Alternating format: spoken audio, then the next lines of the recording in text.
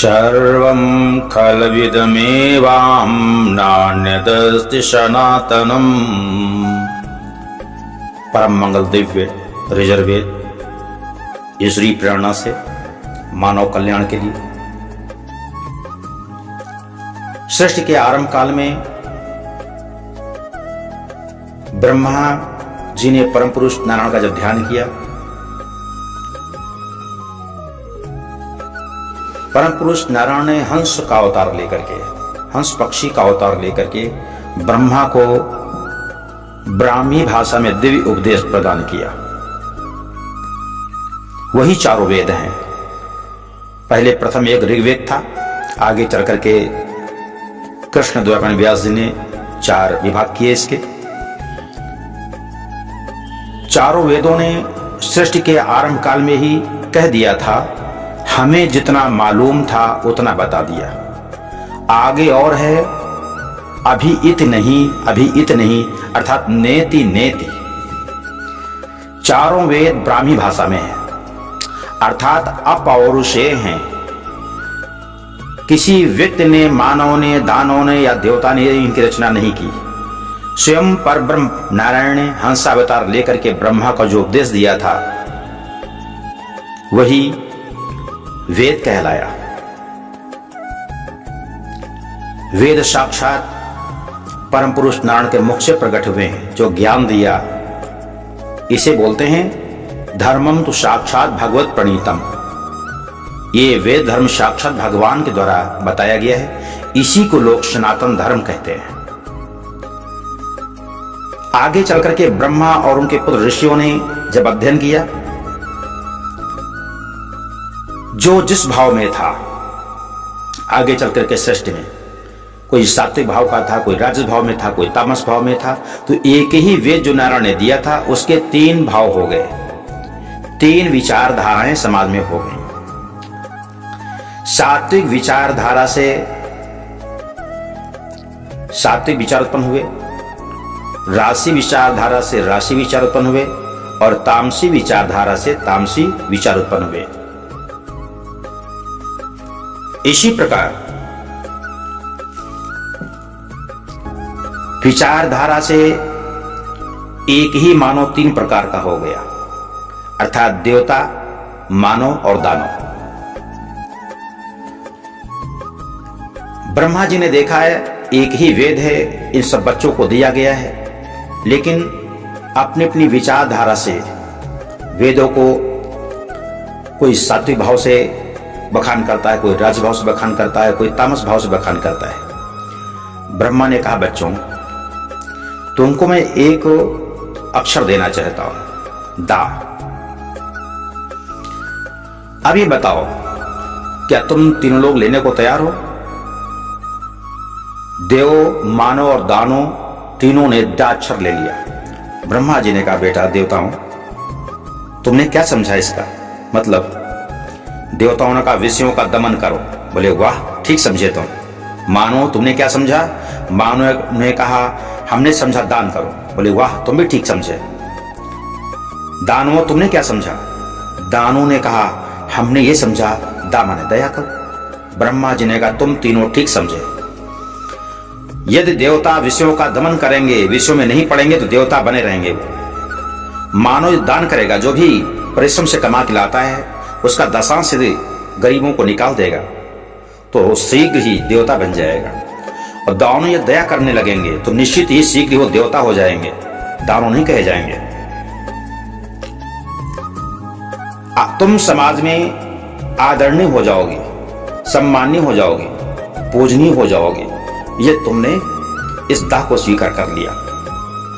अर्थात जो देववृत्ति के लोग हैं उनको विश्व में नहीं पढ़ना चाहिए। मानव यदि परिश्रम से कमा रहा है उससे कुछ दशांश निकाल के दान करना चाहिए, और जो दानव प्रवृत्ति के लोग हैं उन्हें दया करनी चाहिए, जीवों पर दया करो। आज वर्तमान समय में दानवीय प्रवृत्ति मानव पर हावी हो रही है। अतः लोक कल्याण के लिए जिन शब्दों, स्थितियों द्वारा परमात्मा, आत्मा, मानवता को सजग किया जाए, जगाया जाए, उसको ऋजर्वेद ऐसा नाम दिया गया है। ऋजर्वेद के माध्यम से पंचलोकपाल उपासना, नारी को सम्मान कैसे प्राप्त हो, यह बताया गया है। विश्व में नारी की गौरवी भूमिका कैसी है। पराशक्ति मंडल के अंतर्गत आदि शक्ति की उपासना और ब्रह्मा के पुत्र ऋषि जो थे वशिष्ठ, कर्दम आदि ऋषियों के द्वारा जो देवी की स्तुति की गई है, उन ऋषियों की स्तुतियों का संग्रह एक जगह किया गया है। कुछ मेरे द्वारा रची हुई स्तुतियां हैं उसमें, और 1008 श्लोक रचे गए हैं। वो उन 1008 श्लोकों द्वारा देवी को आहुति देने से आदि शक्ति वह प्रसन्न होती है। इसमें दिव्य पराशक्ति उपासना बताया गया है। इस वेद के अंतर्गत जो यज्ञ के माध्यम से हम आपको यज्ञ के दर्शन भी कराएंगे सब लोगों को। समय समय पर 2000 से भी अधिक यज्ञ मेरे हो चुके हैं आदि शक्ति के। अब मानवता के कल्याण के लिए उन यज्ञों को पुनः आरंभ करेंगे। आदि शक्ति को जगाने का इसमें विनम्र प्रयास किया गया है। पृथ्वी की करुण पुकार, अजनाब खंड भारत को आश्वासन दिया गया है इस वेद के अंतर्गत। समाज को ज्ञान देने वाले, जगाने वाले विप्रों की महत्ता बताई गई है। परशुराम मंडल के अंतर्गत परशुराम के चरित्र को बखान किया गया है। भारत का पराक्रम, वसुधैव कुटुंबकम, समस्त पृथ्वीवासी अपने भाइयों का दुख दूर करने का विनम्र प्रयास किया गया है। दानवीय प्रवृत्ति से मानव को कैसे बचाया जाए, यदि दानव नहीं मान रहे हैं समझाने पर भी उन दानवों का दमन कैसे किया जाए, इसलिए इस ऋजर्व वेद के अंतर्गत कालाग्नि रुद्र का आह्वान किया गया है। अर्थात ऋजर्व वेद में कर्तव्य योग है, साधना योग है, आर्त योग है, सजग योग है, सौर योग है। इन योगों के द्वारा कर्म योग, ज्ञान योग, भक्ति योग को दर्शाया गया है। इससे मानव का कल्याण होगा। मानवता को बचाने का अंतिम विनम्र प्रयास है ये। अतः ऋजर्व वेद के अंतर्गत दिव्य साधना उपासना, जो लोग असुरों से, राक्षसों, दानवों से पीड़ित हैं, परेशान हैं, ऋजर्व वेद के अंतर्गत प्रथम रुधिर दंत मंडल गणेश जी की उपासना की गई है। प्रातः काल यदि कोई व्यक्ति अपने घर में इस गणेश स्तोत्र का पाठ सुनेगा, करेगा, निश्चित दानों से बच जाएगा। दानव उसका कुछ नहीं बिगाड़ पाएंगे। आइए इस दिव्य विश्राम मंडल के अंतर्गत अंतिम दिव्य भगवान शिव की स्तुति मानव जाति के कल्याण ले करते हैं। समस्त मानवों को कैसे बचाया जाए, मानव की रक्षा कैसे हो, आइए रुद्र से उपासना करते हैं। यदि आप किसी दानव से, राक्षस से परेशान हैं, बीमारी से परेशान हैं, दरिद्रता से परेशान हैं, अनेक आपत्तियों से घिरे हुए हैं, तो भगवान शिव का ध्यान करें। हो सके शिव मंदिर में जाकर के प्रभु के आगे दीपक जला दें और उनसे प्रार्थना करें। ओम कर्पूरी गौरम करुणावतारम संसार सारम भुजगेन्द्रयारम सदा वसन्तं हृदयारविन्दे भवं भवानी सहितं नमामि। ओम मृत्युंजयाय रुद्राय नीलकंठाय शंभवे अमृतेशाय सर्वाय महादेवाय ते नमः। मम पातु देवोऽखिलदेवतात्मा संसारकूपे पतितं गंभीरे तन्नाम दिव्यं वरमन्त्रमूलम् धुनोतु मे सर्वमगं हृदि स्तम्। सर्वत्र मां रक्षतु विश्वमूर्तिः ज्योतिर्मयानन्दघनश्चिदात्मा अणोरणीयानुरुशक्तिरेका सईश्वरा पातु भयादशेषात्। यो भूस्वरूपेण बिभर्ति विश्वं पायास भूमिर्गिरिशोऽष्टमूर्ति। यो अपं स्वरूपेण नृणं करोति सञ्जीवनं सोऽवतु मां जलेभ्यः। कल्पावसाने भुवनानि दग्ध्वा सर्वाणि यो नृत्यति भूरि लीला। शकाल रुद्रोऽवतु मां दवाग्निर्वात्यादिभीतेरखिलाच्युतापात् प्रदीप्त विद्युत्कनकावभासो विद्यावराभीति कुठारपाणि चतुर्मुखस्तत्पुरुषस्त्रिनेत्रा प्राच्यां विस्थितं रक्षतु मामजस्रम् कुठारवेदाङ्कुशपाशशूलो कपालढक्काक्षगुणं ददाना चतुर्मुखो नीलरुचस्त्रिनेत्रा पायादघोरो दिशि दक्षिणस्याम् कुन्देन्दुशङ्ख स्फटिकावभासो वेदाक्षमाला वरदाभयङ्का त्रयाक्षश्चतुर्वक्त्र उरुप्रभावा सद्योऽधिजातोऽवतु मां प्रतीच्याम् वराक्षमाला वैटङ्कहस्ता सरोजकिञ्जल्कशमानवर्णा त्रिलोचनश्चारुचतुर्मुखो मां पायादुदीच्यां दिशि वामदेवा वेदाभयेष्टाङ्कुशपाशटङ्क कपालढक्जाक्षकशूलपाणि शितद्युति पञ्चमुखो तान्माम् ईशान ऊर्ध्वं परं प्रकाश मूर्धानमव्यान्मं चन्द्रमौलिर्भालं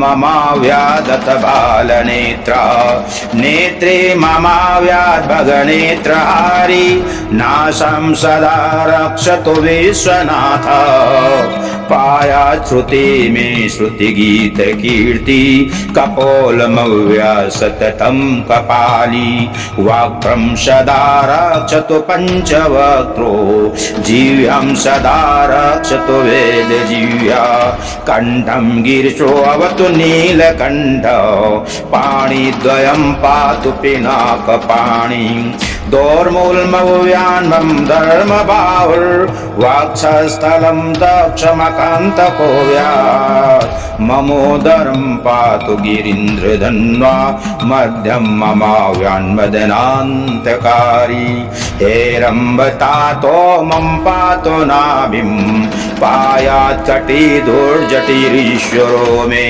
ऊरुद्वयं पातु कुबेरमित्रो जानुद्वयं मे जगदीश्वरो यात् जङ्घायुगं पुङ्गवकेतुरव्यात् पादो ममाव्यासुर्वन्दे पादा महेश्वरा पातु दिनादियामे मां मध्यामेव तु मामो देवा त्रयम्बका पातु तृतीययामे वृषभध्वज पातु दिनान्तयामे पायान्निषादौ शशिशेखरो मां गङ्गाधरो रक्षतु मां निशीथे गौरीपति पातु निशावसाने मृत्युञ्जयो रक्षतु सर्वकालम् अन्तःस्थितं रक्षतु शङ्करो मां स्थाणो सदा पातु वैस्थितं मां तदन्तरे पातु पति पशूनां सदाशिवो रक्षतु मां समन्तात् तिष्ठन्तमव्याद्भुवनैकनाथ पायाद्वृजन्तं प्रमथादिनाथ वेदान्तविद्योऽवतु मां निःशरणं मामव्यया पातु शिव शयानं मार्गेषु मां रक्षतु नीलकण्ठा शैलादिदुर्गेषु पुरत्रयारी अरण्यवासादि महाप्रवासे पायान् मृगव्याधरुदारशक्ति कल्पन्ते काठोपटु प्रकोप स्फुटाट्टहासोच्चलिताण्डकोश घोरारिशेराणो दुर्निवारो महाभयाद्रक्षतु वीरभद्रा पत्तस्वमातङ्गघटावरूथ सहस्रलक्षायुतकोटिभीषणम् अक्षौहिणीनां शतमाततायिनां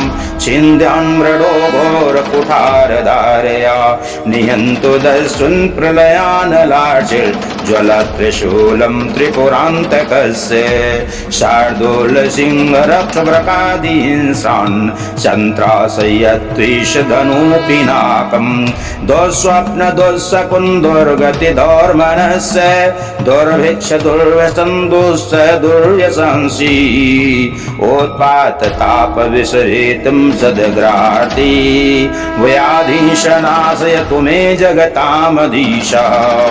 ॐ नमो भगवते सदाशिवाय सकलतत्त्वात्मकाय सकलतत्त्वविहाराय सकललोकैककर्त्रे सकललोकैकभर्त्रे सकललोकैकहर्त्रे सकललोकैकगुरुवे सकललोकैकसाक्षिणे सकलनिगम गुह्याय सकलवरप्रदाय सकलदुरितार्तिभञ्जनाय सकलजयद्भयङ्कराय सकललोकैकशङ्कराय शशाङ्कशेखराय शाश्वतनिजाभाषाय निर्गुणाय निरुपमाय निरूपाय निराभाषाय निरामयाय निष्प्रपञ्चाय निष्कलङ्काय निर्द्वन्द्वाय निस्सङ्गाय निर्मलाय निर्गमाय नित्यरूप विभवाय निरुपम विभवाय निराधाराय नित्यशुद्ध बुद्ध परिपूर्ण सच्चिदानन्दाद्वयाय परम शांत प्रकाश तेजो रूपाय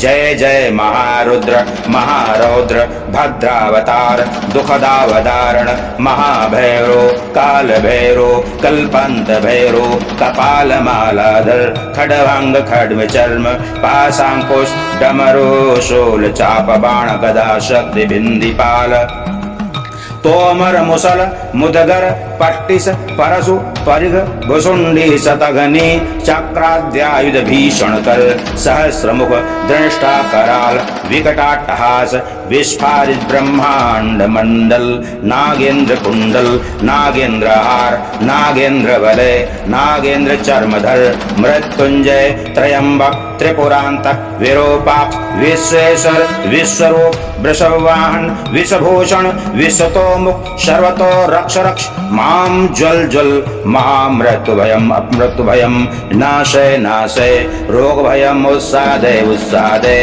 विश्वर भयम शमय शमय चोर भयम मारे मारे मम शत्रुनुच्चाटय उच्चाटय शूलेन विदारे विदारे कुठारेण भिंदि भिंदि खड्गेन छिंदि छिंदि खड्वांगेन विपोथय विपोथय मुसले निष्पेषय निष्पेषय बाणै संताडय संताडय रक्षांस भीषय भीषय भूतानि विद्रावे विद्रावे कूष्मांडवे तालमारीगण ब्रह्म राक्षसान् संत्रासय संत्रासय मम अभयं कुरु कुरु वित्रस्तं माम आश्वासय आश्वासय नरभयानम उद्धारे उद्धारे संजीवे संजीवे क्षुत्रढ्यां माम आप्याये आयाप्याय दुःखातुरं माम आनन्दे आनन्दे शिवकोचेन माम आक्षादे आक्षादे त्रयंबकदासु नमस्ते नमस्ते नमस्ते।